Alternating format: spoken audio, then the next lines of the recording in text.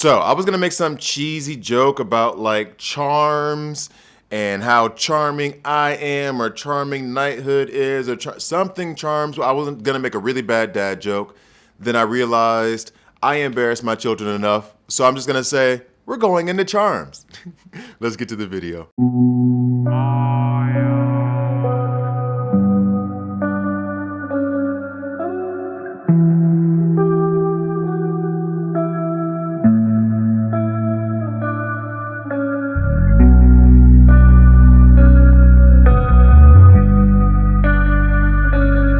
Hi guys, Angravi here, and this is a knighthood video. In this video, I'm gonna give you like kind of like a brief overview of charms, at least how I've realized how important they can be and what I've done, and hopefully that'll give you like some insight into how to structure charms around your own weapons. So basically, charms are these things here. They're little, I guess, gem or charms that you can just add to weapons, armor, whatever, to give it certain characteristics or properties to help them perform in certain situations more so than others, et cetera, et cetera. So with this one, actually the setup that I have here for my axe, and I'm going to go do the hammer, and then I'm going to show you also on my armor how I have my charm set up. And there was actually a guy whose name I do not remember. It was like Ninja something or another, who had a slight disagreement with a health versus armor charms. I'll get into that when I go into that.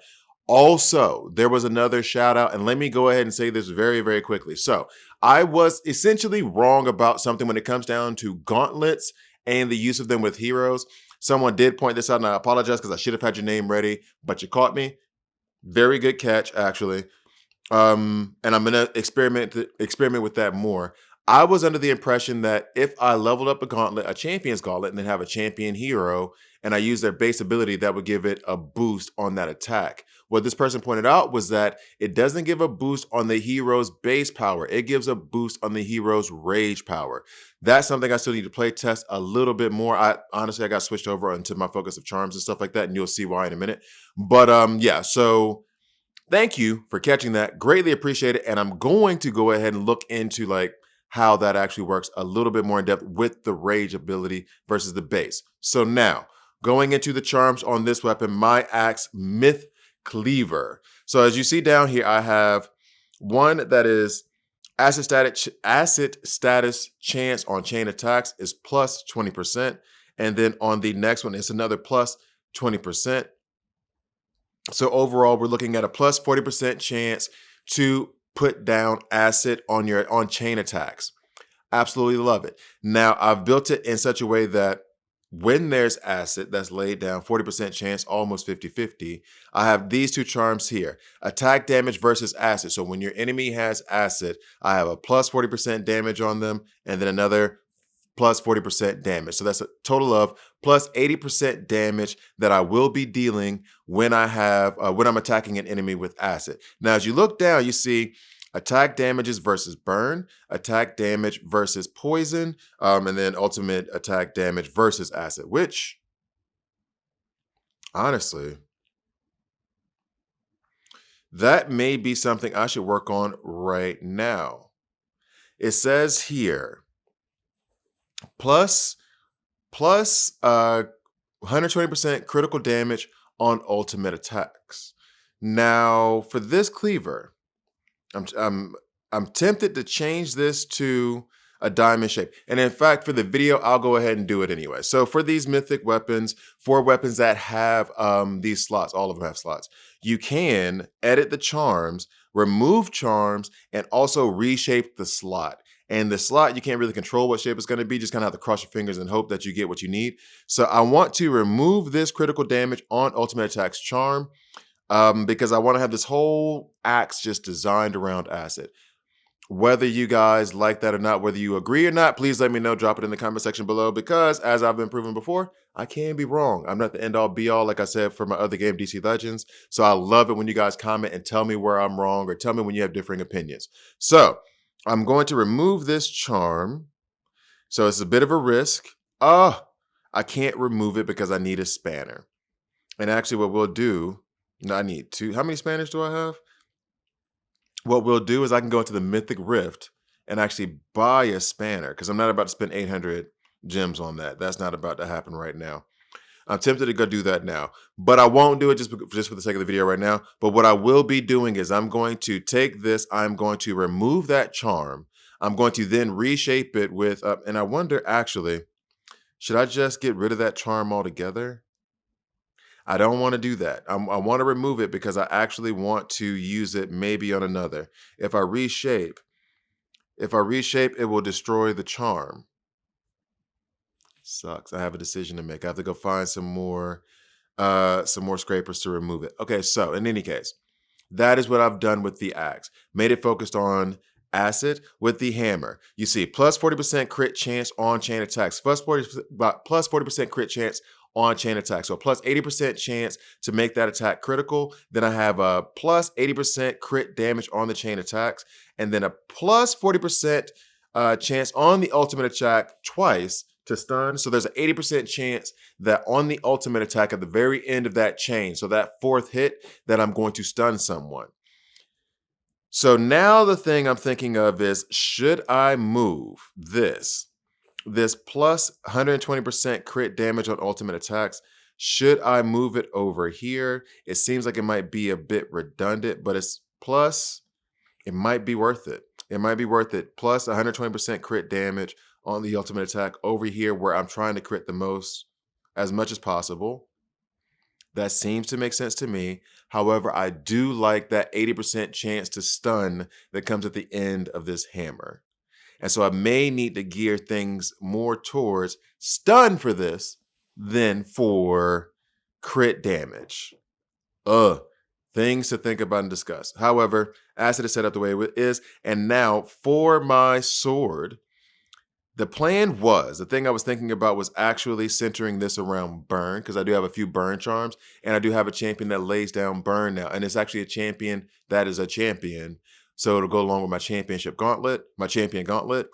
That hero's Petra. She lays down on her base hero attack, she burns, which means that that's going to be sure that burn is out there. Vordry also has an AoE for the front line burn, which means that if I'm using the sword with Vordry and there's burn set up for extra damage on burn, then I can be sure to help just like melt through the front line, right? So Myth Piercer, that's going to be later on. It's only a level 52. I'm actually going level 55 and I'm going to take Myth Cleaver all the way up to level 60 first. And then the hammer is also level 55 Mythbreaker. So now, what did I do around that? Well, because there's acid, that means that I want a hero who also lays down acid whenever on their base attack, hopefully. Now, here are two heroes. We have Geber, who on his rage ability, volatile mix, deals damage, we don't care about that, but also lays down acid on everyone. An AoE acid attack on the rage ability. Love to see it, especially trying to melt through PvE content. And then I have Gun. Gun was actually a legendary tune that I wasn't even going to mess with, not for real, until I realized this. Acid Blade applies acid on a single target, but as a base ability. So if I can put acid down in PvP, if I can put acid on PvE, then my axe starts to hit harder. So I dumped all the resources I had been saving. I dumped into her as fast as possible. Got her up to level 55. Can't wait to take her up. She's my next level 60. So she's going to be the one I take level 60 next. So then I'll have a hero that lays down acid on the base ability, being sure to get rid of some of those, or being sure to have acid out there on the enemy so I can do more damage with my axe, and then an AoE acid attack from the rage ability. Now, going over to Vordry, that was what I was saying before. And this is what I'm kind of, because you saw that I had a legendary or a unique Fury charm. And so I was building around Fury a little bit more because you do 35% extra damage with Fury, and then plus having more damage on top of that. Still thinking about it. So much so that I'm not really even going to go into it here. I don't know exactly what I would like to do. However, fire is kind of upsetting me. Fire should be an option. Burn should be an option because I have here on Vordry damage to enemies in the front row, and it lays down burn. You know what I mean? So like, and then Petra as well on the base attack. Both of these are on the base attack. Lays down burn on a single target. So it feels as though I should be working on burn with the sword. I'm not sure. With my other weapon, and I think I'm only focusing really heavily on the mythic weapons, but on my other weapons here, the other unique weapons that I have, I'm not going to like sacrifice them or merge them in any way, shape, or form. I'm going to keep them just because they each have a different affinity that they're good against: demon, beast, and troll. So I'm just leaving those unique weapons. The unique weapons that I have that duplicate, like right here, those are the ones that I'm going to end up using in the Dwarven Foundry or when I'm trying to boost up my mythic rating on my weapons. So I am keeping them, and the charms are going to go on them later. So maybe I should turn one of them into a burn weapon. Maybe I should turn one of them into an acid weapon, or I'm going to keep the axe as an acid weapon. Another one into fury, et cetera, et cetera, et cetera. Just something for me to have at the back of my head that I'm thinking about. Now, going into the armor, I'm only going to really address one thing here.